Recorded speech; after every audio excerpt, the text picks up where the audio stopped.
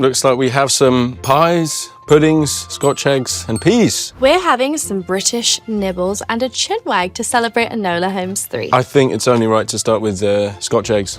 Okay, Lou, what's your favourite British food? I love a Yorkshire pudding. Me too. I love a Yorkshire pudding. Microwaved anyway, homemade. I love it. Do you do Bubbles Greek? Yeah. I do Bubbles and Greek with beans and eggs. Baked beans? Mm-hmm. Nice.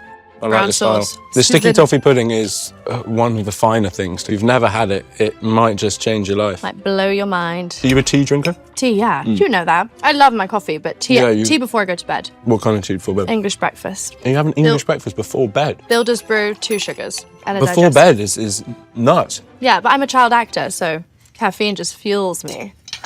What's your favourite British slang? Oh, I'm knackered.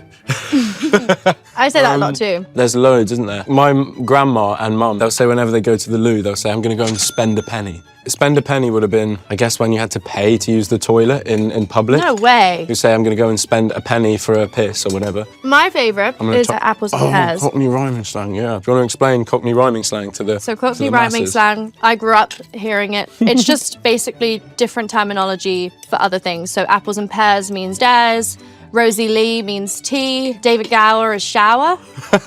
So say with the stairs, apples and pears, you'll say, I'm going up the apples. Yeah, I'm going up the apples. So you miss out the second bit. Wife, Ruby Murray, curry. yeah, gonna have a ruby. Wife would be trouble and strife. Yeah. I've got to go home to the old trouble.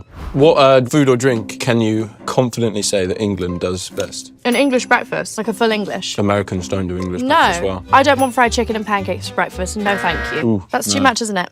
Far too much. Too sweet. If you had to explain Brits to a non-Brit with one saying, what would it be? We're funnier than you. I've got one. Not too bad. Not too bad. How you doing? Can't complain. Yeah, that British stiff upper lip. Whereas like here, you ask someone how they are, they're like, oh my gosh, and like the sun's out, and it's awesome. And that's why it's very nice sometimes to just hear a positive reaction. What would you say that the most English thing about you is? I would say my banter. Yeah, like my English word? humour, just like I tease people, but it's because I love you. Right. I'm very honest, and you have to be quite on your toes if you're missing a joke. I can concur, yeah. Yeah. It's true. He's very traditionally English. What era would you put me in? I could say maybe the 1800s. Like- He also like reads books, and he's like old-timey English. You reckon? Yeah. Don't you like write poems as well? When I feel sufficiently inspired. If this were a pub, I'd come back here. Well, that was delightful. And another thing that's delightful is Enola Holmes 3, which you can watch only on Netflix.